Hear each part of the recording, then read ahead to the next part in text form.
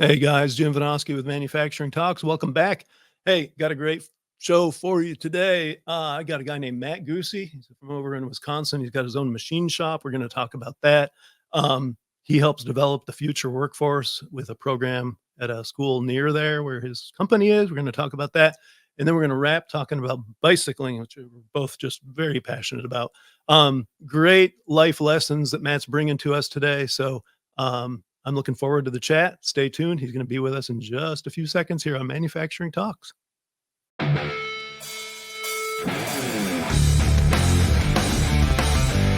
Welcome to Manufacturing Talks with Jim Vinosky. Industry has a million cool stories, and Jim talks to the movers and shakers who are making them happen. Let's dive in.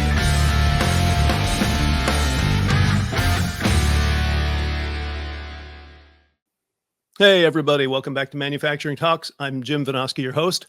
Got a great guest today. His name is Matt Guse. He is the president of M.R.S. Machining over in Wisconsin. Welcome, Matt.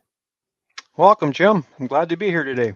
I'm glad to have you. You and I go back a few years, and it's been too long. I should have had you on long before now. Yeah, it's been a while, but no, some of the guests you've had in your podcast, Jim, is like, wow. I'm just honored to be here because some of them guests have just been amazing, and I listened to most of your podcasts over the years, so you do a really nice job, and hopefully, I'm just glad to be here. So I got to share this. I have been blessed to have some really cool and some very prominent guests, but yesterday eclipsed it all. I got an acceptance on LinkedIn from Kathy Ireland. Oh, wow. Congratulations. Yep. So I'm done. How are you going to beat that? Yeah, yeah, now you can retire and ride off in the sunset. It's like George Costanza. I'm out of here. But that's not what we're here to talk about. Before we get diving into the meat of manufacturing, why don't you just tell us about yourself and how you got doing what you're doing now? Yeah, well, thank you. I've been doing it for about 30, it'll be 38 years. Last month, we celebrated Did M.R.S. you start when you were 11? No, I wish. Actually, I started machining when I was actually a junior in high school. Grew up in a dairy farm.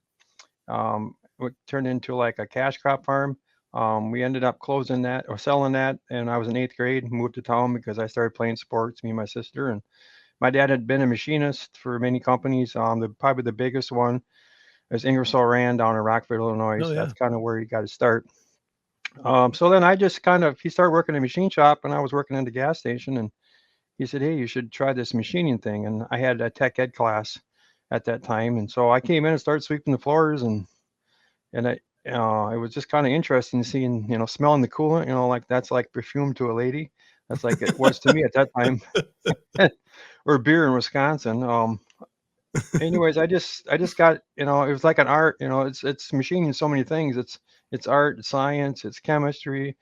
You're using your mind, you're making things, and I just felt leaving work, I felt satisfaction out of it. So one night I got asked to run a CNC horizontal machine because the guy was on vacation, and I just loaded parts and pushed a button. But I took ownership in the M&G. I liked the M&G. I wanted to know how it ran and how it worked, so I learned M&G code when I was in high school, and place ended up closing down, and so me and my dad kind of got into this machining shop thing by accident, not by plan. We didn't have a business plan, and so the owner got killed, and then they closed it down, and Oh, wow.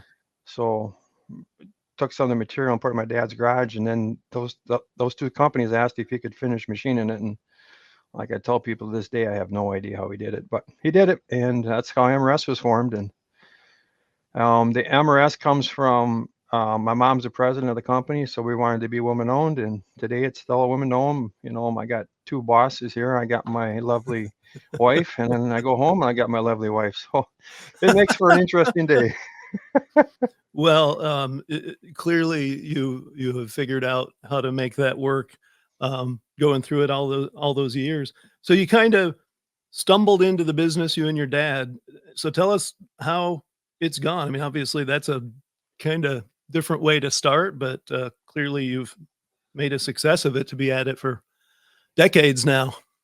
Well, to run the business takes a lot. First it starts with a good team of people. The people I have here have been amazing. The former, past, and present people that came through M.R.S. have all been helpful. I learned a long time ago that I wasn't the smartest kid on the block, so I needed to hire people smarter than me, and Yep. I just kind of stuck with that. And then I incentivize them. You, you get them in a position, incentivize them, and leave them alone. My dad didn't do very good at that. He seemed to be more of a micromanager, but he did it in a way that was respectful. He wasn't, really rude, but he taught kids how to grow up fast in a hurry. And Yep. I'm probably a little more hearted, but but we didn't have business plans. I didn't, I thought a business plan was running the checkbook, and if it Hmm. was money in there, you're doing good. If it wasn't, well, you might want to try something different. So I knew I had to do something different. So I joined a peer group for many years, and that taught me a lot about the business. So that's kind of how we got into it. Today it's a lot more. It's a bigger animal than it was back in the early '90s. So you have to get professional help, and people sometimes get a little stubborn about doing that. But one of the smartest things I did probably 10 years ago, I think it was 9 years ago, I hired a part-time CFO to help me with the finance part of it, and that's just been a blessing to me because my dad kind of did that part. So my dad passed away in 13, and all of a sudden all that's on my lap. And then a year later, my mom passes away, Oh, but she wow. really wasn't in the business. So yeah, I learned a lot. I tell people for every success story I have, there's probably 5 or 6 unsuccessful stories. And so when I write my book someday, I'll put them all in a book, and we can all hopefully learn something from it. Because if you don't learn from you got to learn from your mistakes. That's the first Yeah. thing, and accept them. Yeah. Well, I'm sure that hits home with anyone out there who's doing the entrepreneurial end is that, people think it's just one success after another and it's all Oh, easy street. And yeah, not so much, right? yep. Just like But sport. tenacity is the Yep. lesson that I take away from that. Yep. Exactly. Take your Um, take your knocks and get back up and try it a different way. yep. And the biggest thing that I guess I didn't really know when I went through some of my struggles. There's help out there, and people are willing to help, and that's why I tell people. I'm an ear. You find a mentor. That's that big thing. Mm, But find a yep. mentor who is going to tell you what you ain't going to want to hear. Don't find one that's going to tell you what you want to hear, because then you ain't going to get better or learn anything. So, um, I kind of got that from sports officiating. Ah, yeah. Yep. Um, so talk a little bit about that. How do they kind of go hand in hand? Because when you're sports officiating, you make mistakes. It's like whenever I call the perfect game, I'm going to retire. So we can now, since Yeah. I'll have to hurry up and do that so we can both retire together. But you make you make mistakes on the court of the field, and you just got to pick yourself back up. And we get at the higher levels, you get graded, you get your film studied, you got to report your penalties, and you get graded. And the graders aren't always nice. Hey, you messed this up, you messed that up, but it's called constructive criticism. Don't take it personally. Take it to learn and get better. And that's one of the great things about officiating. Another thing is it builds your confidence up. You go in a room Mm, full of a couple hundred people, or even, I've done games where there's been 15, 20,000 people in the stadium, and it's just, it builds your confidence, and you can bring that into your business, and then the mistakes you make, you can apply them to your business. The yep. best thing about officiating, well, you get to meet a lot of cool people. My best friends are officials. Mm, Hats off to them. If I wouldn't be where I'm at today without them, because they taught me the way. And then the kids, that's the main reason I do it. You get to see young adults. If they're good on the court and the field, and usually they're pretty good in the workplace. So I'd like to talk to them. And the best way to get into school is through sports, because if you want to go talk to the head coach about rules, and you can get in the back door or come to their practice and talk rules and talk about, why it's important to be good in the court and have good sportsmanship is in the workplace. yep. And then you get to meet them. And the next thing you know, you invite them into your M.R.S., and I gained some good employees from it. So Yep. that's the reason I do it. So before we move on from your business, why don't you tell us a little bit about the specific machining you do? Yeah, well, we're contract manufacturing. We don't design anything. We make everything to print. Mhm. We pretty much do everything from, prototype short run stuff up to, 1,000 pieces. Our niche is probably 50 pieces or less. We Okay. don't make, thousands and thousands of something isn't our niche. We do it for space exploration. We've got parts flying over our head right now we made. We do a lot Nice. of medical, power generation, fluid power. We have no industry over 15% of our business, so we don't have any customer over 15% of our business. Smart. Yep. Um, I learned the hard way. There's quite a few other stories along that way because Yep. one day I had 70% of my business with one customer, and they were wanting me to add on. They were put $3 or $4 million of extra sales in here, and so I started getting geared up for it. And 2 months later, they were gone. So they went from 70 to 0 in 2 months. So, Yeah. Yep. ooh, that was a scary time. But so then from there, I preached it, and then I fell away from it, and then it happened again, and I said, Oh shame boy. on shame on us guys. So now we monitor that every week, pretty much every Yep. month. So Yep. we have to discipline ourselves. But no, we make a lot of cool stuff. We have a lot of 5-axis stuff. We're getting our automation now, which is really cool. Robots aren't scary. They ain't taking jobs away. Robots really just take the economics away, so you don't hurt yourself as bad and let them do all the hard work. But you Yep. still need it's tech savvy. I mean, you really got to have. It's like I tell people when they come here, if you like playing video games and being on your cell phone, that's kind of what machining's turning into nowadays. And your mind is just as important, and the software part of it, which I'm not very good at. So I'm just glad I got a lot of people smarter than me to figure that out. But it's Yep. pretty cool. Yeah. Going back to your point about getting too concentrated in one industry, I'm over here in West Michigan where way too many people have learned that lesson in the automotive world, live and die by the ups and downs of that. And I think there are a lot of business owners who failed to learn that lesson and they aren't business owners anymore, unfortunately. So Yeah, then, going back to, like I said, we go back 2 or 3 years, and it was actually you raising a topic for me that I covered both here and in Forbes about developing our future workforce, which I know is one of your passions. So, um, the, uh, the machine or the, shop class that is its own business, right? yep. I live from Wisconsin, called Cardinal Manufacturing. Yeah, Um, such a great story. yeah, it's a wonderful story. I just wish we there's quite a few schools now that have learned it and are doing Yeah, really well. We're just yep, Cardinal, it's not Cardinal more. There's actually one in Nashville, Indiana, called Eagle Manufacturing. yep, Chris I've down heard there of is that doing one. he does a wonderful job. You know, I even read an article. I'm from up in Ironwood, Michigan, on the border of Wisconsin there, and that's where they make the Stormy Cromer hat. yep, And Stormy Cromer went to Hurley High School, I believe it was, right next door, and got them to do some wooden accessory things that they were selling a couple of years ago. So yeah, it's a wonderful way to make those shop classes real. yeah. What it does for them, it gives kids vision and hope. Most people can't go to the four-year college like I couldn't have, but Yep, when a kid goes to school and makes something and feels important and finds in gifts and talents, and yep, they just become fruitful. And I got a whole bunch of people here that have have went through that path. And I got 20, 21-year-olds running 5-axis equipment. They're just as smart or smarter than a four-year oh yeah, kid.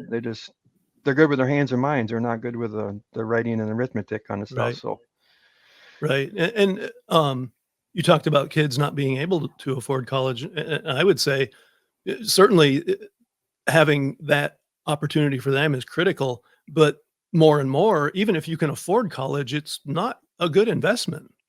So, no, to me, facing this problem we have of the baby boomers who were the last generation that was really focused on skilled trades, having them go out of the workforce, and now having 2 generations since where didn't really have that focus, so we don't have the numbers either by generational size or by training.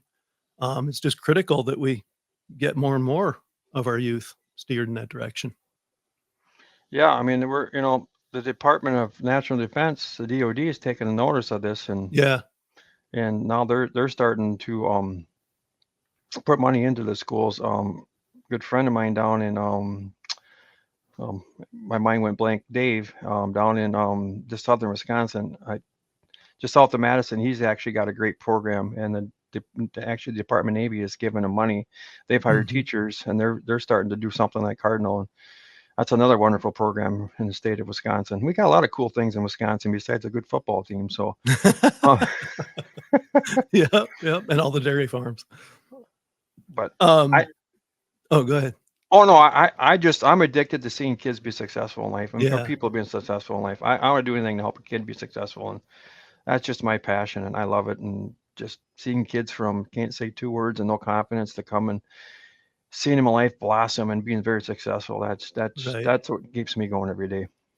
Well, and one of the real inspirations to me coming out of the Lever Strum story is it's not just shop class, machining, welding, whatever. It's running that business. So it's truly a business, and those kids handle every aspect of it. And so they're training them to shake hands. They're training them to dress right. They're training them in proper etiquette. They're training them to keep the books. They're training them to do marketing. Yeah, talk about a confidence builder. I didn't have that when I was in high school. No, no, we teach soft skill is the most important thing we teach there, and then the hard Yep. skill is if you don't have the soft skill, you can't teach the skill. And make the mistakes there in school, not when they come in to work for a business, because a mistake here is costly for everyone. There, it's okay. Here's what we learn from it. Let's pick it up and let's get So when they come into the workplace, they learned that. But no, they what a confidence builder for kids. You can a lot of them kids have already started their own businesses and are being Yeah, very successful. I don't doubt it with what they're learning. Absolutely. There's something I missed in talking about your business. I know that you landed on Fox Business. So I want to hear about that. Oh, yeah. Well, some small guy from a small town of Augusta, 1,500 people. Yeah, it's kind of strange. I like to get out and about and meet people. I love meeting new people. I love learning them because you never know. So, anyways, I went to IMTS. By the way, IMTS is coming up in September. It's a Super Yep. Bowl of manufacturing.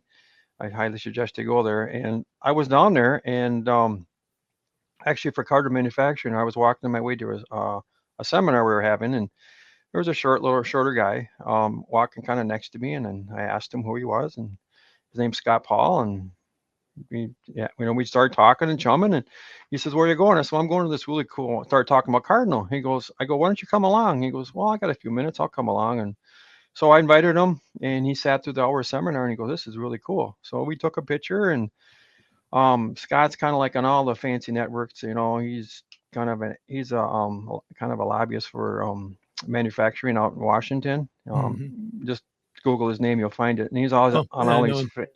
Yeah, well, you probably know him. Yeah, great guy and really advocate for manufacturing. And so we just kind of chummed. Actually, we became friends on Instagram, and I followed his two boys and his wife, and we just kind of chummed every week, kind of like me and Luke Lloyd do. And Yep. all of a sudden, one night, I come home, and we'll get into cycling later. But I was checking my emails, and here's New York Times. I'm like, what the heck's New York Times emailing Matt Guse? And I deleted it.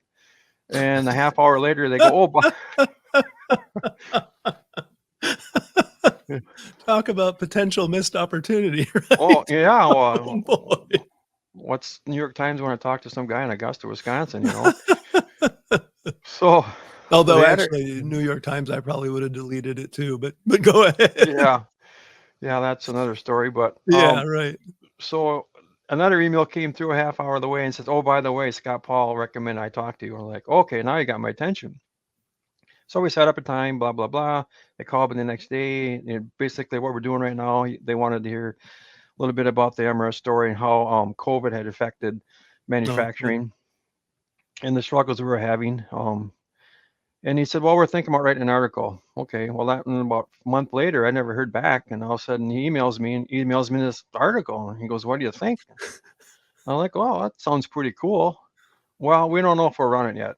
Well, the next day he runs it, and I Mhm. started getting phone calls and people, "Hey, who's this Matt Goosey guy?" And, "Hey, Matt, I've seen you in the New York Times." I'm like, "Really?" So I had to go look it up, and sure enough, you can still Google it today, and I'm still in Yep, there.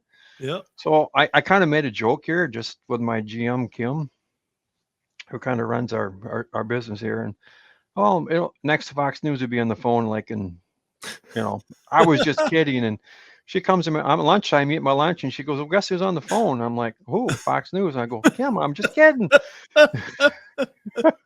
Oh, that is Well, too good. so, well, then I'm thinking like, the local guy up the road in Eau Claire, Wisconsin. Uh-huh. Well, but it ended up being the national one, and they wanted to put me on live, and like, okay, whatever. So we made the arrangements and did all that, and I didn't really know what. I kind of knew what they were going to ask, but really didn't. And I remember that day, like, the producer called me and we had all the technical stuff set up, because actually we were sitting right where I'm at right now. Mhm. What are you going to ask? Well, you'll find out from my producer or editor. Well, it's like, okay.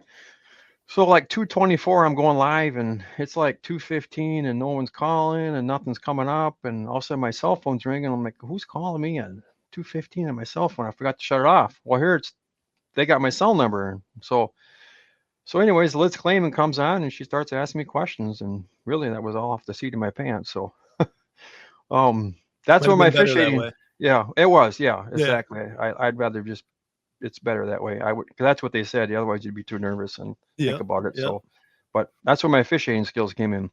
Right. Cool. Patience, the three P's: patience prevents pain, and Yeah. it's just like machining. Well, that's Patience pretty prevents awesome. pain. So, yeah, that was a fun time. So I know another big thing you focus on is company culture. So why don't you Yep. tell us your philosophies there? I always tell people, I kind of do three things. I'm in threes. So when I go to schools and speak, I talk about the three things of a successful career. Um, the three things I say: I want you here, you want to be here, and let's make it so we never have to work another day in our life again. And oh, by the way, you gotta like to eat. Yeah. Oh, people ask me how you can be successful and how people are happy, and I said that's really easy.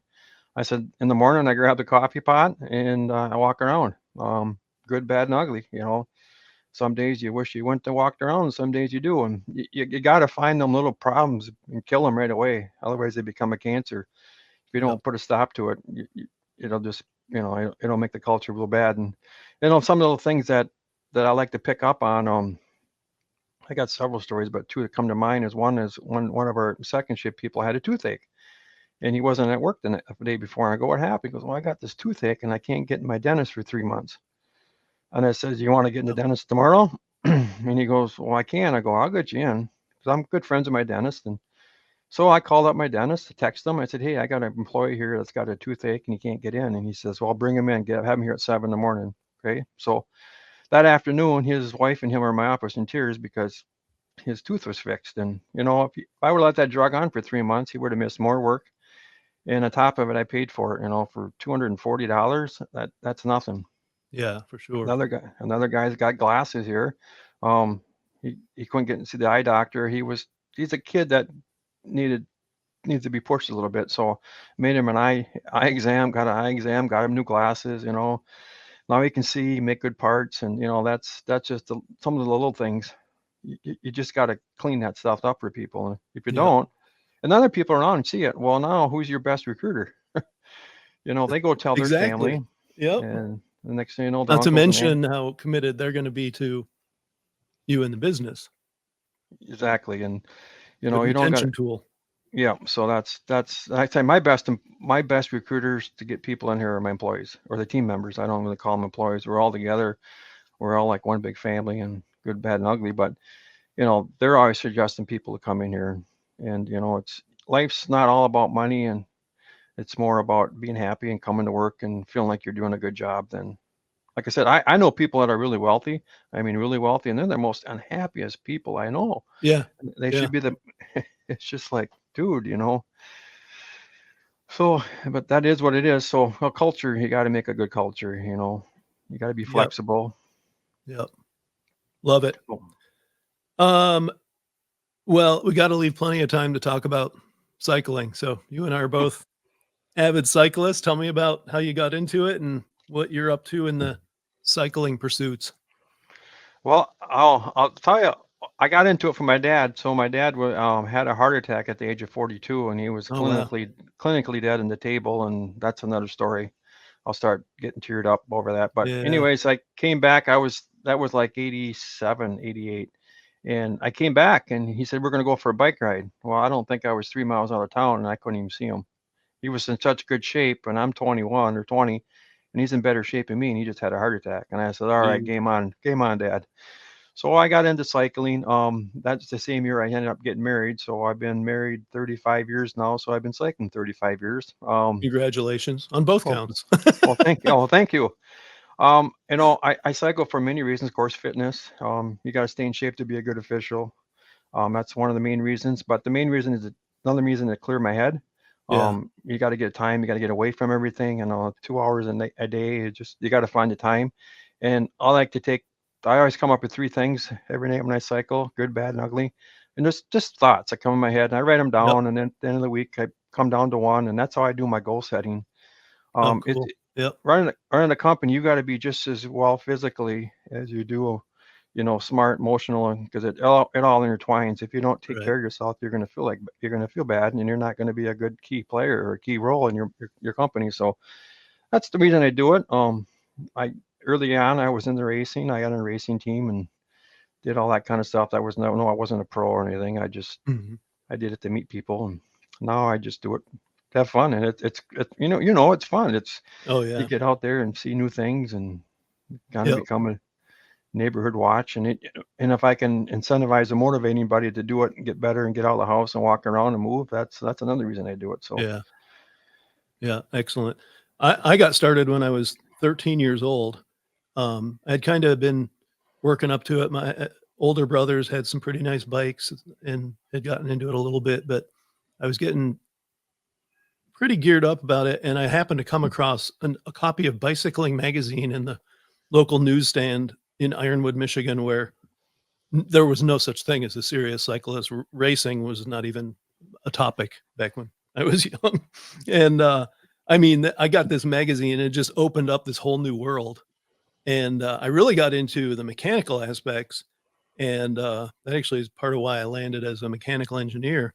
The riding part, what really cemented me being just hardcore about riding is I blew my knee out playing intramural basketball my first year of college. And so in 1984, so 40 years ago, I'm a little disheartened to say, I spent my whole summer after my freshman year of college rehabbing my knee. And I had started off with a therapist down in Memphis where I went to school, and it wasn't going well. So when I got home to Ironwood for the summer, I'm thinking, man, if the therapist in Memphis was bad, what am I going to have here? I go out and meet this guy, and first meeting, first of all, he's saying, yeah, your leg's not progressing like it should be. I'm like, yeah, I know. And then I'm like, but how soon could I get on a bicycle? And he's like, well, if you have a bike and you'll ride it, you don't even have to come in here. So I wind up spending the whole summer just riding farther and farther and farther. I only visited the guy 3 times, and the last time he asked me how far I'd been riding. I'm like, "Yeah, I did 125 miles on Saturday." He's like, "Yeah, just glad I don't have more customers like you." So that just got me into the whole thing of sometimes it's gonna suck, and you just gotta embrace the suck and power through. Sometimes it's gonna be the absolute most joyful thing you could possibly be doing. yep, I have a good days and bad days, and you just got to Yep. push yourself through those bad days. Yeah, so very much a metaphor for life. And I raced too. I road raced when I got out of college and had some money for a few years and decided that was way too not fun. And then did some mountain bike racing when they first started becoming big. And now I just ride for fun. Yeah, the hardest thing I ever did physically, I rode my bike up Pikes Peak. Did you? 5 years ago. Yeah, 5 years ago I did that, and I was, oof. I guess it was That, probably more like 10 years ago. I went up Mount Evans. ooh, yeah. It's But just man, was that not just the most glorious moment of your life when you topped that thing out? yes, Well, yes. maybe You're not the most glorious. There's the whole oh, kids and marriage and all that, but pretty glorious, right? exactly. And you Well, learn to very hurt. cool. Yeah. So, Yep. you're not racing now, but you're super fast, man. I look at you on Strava. I'm like, man, I got to go ride with this guy and learn how to be fast again. No, I'm not fast. I'm gold and slow. I mean, I used to be fast. I mean, I thought I was, but every year it gets a little harder and harder and harder. So, but Yeah, but you got to keep moving. You know, it's yep. all relative too. When I was road racing, I happened to move into a town in Mississippi that had the two best road racers in the Southeast US back in the late 80s, early 90s. And one guy was a hometown guy in Columbus, Mississippi, Bruce Sanders, who was just phenomenal. Yeah. And I trained with these guys, and they got me to being reasonably good. I actually wound up winning Cat 4 road race state championship in Mississippi, all because of them. But I mean, at my very best, I was out with Bruce, just he and I out riding, still day, flat road. He's on the front, and he starts picking it up, and he just rides away from me. I couldn't keep his wheel. And for those of you who don't understand, you know, we got up to like 30, 35 miles an hour. At that point, if you're on someone's wheel, you're burning maybe half the energy the other guy is. Yep. And he just rode away from me. Like, yeah, Yeah. I will never be that good. No, I was like that one day. We were on a training ride, and this guy next to me, he was like 10th in the Ironman triathlon, and Oh, geez. we're going 30, and he click, and he goes, "Let's go," and I'm like, "Huh? Yeah. Bye." Never seen him again. Yep. He just rode away. Oh, but you know, good. Just like in business and anywhere in life, if you get around somebody better, you excel to try to keep up. Oh, to yeah. It makes you a better person. So Yeah, I have a great example of that. I did the state time trial race one year when I was training with Bruce, and I was lower category. So we went out first, and I had started and was just hurting bad. And my goal was to do the 25 miles in an hour or less. Yep. And I get to the halfway point, and I'm way behind, thinking there's just no way I'm going to make it. But I got turned around and realized I was actually going into a little bit of a headwind. So that made me feel a little better. And I start kind of mentally calculating what I have to do to make it. And I'm on it, but I've got like 5 more miles to go. And I'm thinking, man, I don't have it. I don't have it in the tank today. About to give up.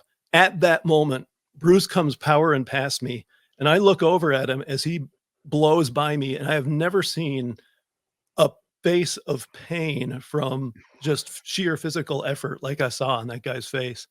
It was just this instant of, okay, if he can suffer like that, I need to suffer like that. Picked it up, finished in like 3 seconds under an hour. yeah, you know, if we had the bikes today that we had back then, Oh my boy, gosh, yeah. I'd probably be Yeah, averaging different world. 27, 28 Yep. miles per hour. Yep. Cool stuff. Yep. Well, we are just about out of time, Matt Guse. Any last thoughts to share with the Manufacturing Talks audience before we wrap? No, I don't think I always tell people, you know, I like to make people better. If you're ever at a gas station or store, just wave and say hi, because you never know what people are going through today. And Yeah, good that's point. just my tip. Just be positive. Don't look at the past, look at the future and move on. So that's just who I am. Love it. Awesome Yeah. advice, Matt. Well, thanks for joining us today.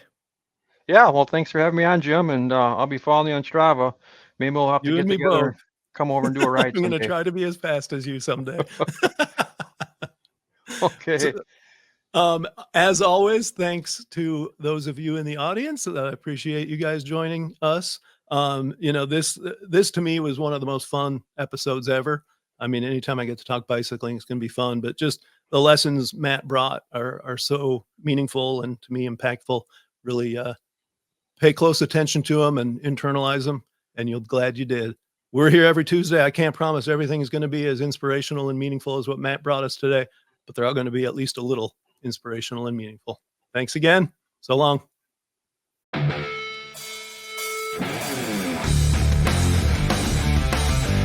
Thanks for tuning in to Manufacturing Talks with Jim Vinoski. Watch for new episodes dropping every Tuesday. And don't forget to like, share, comment, and subscribe.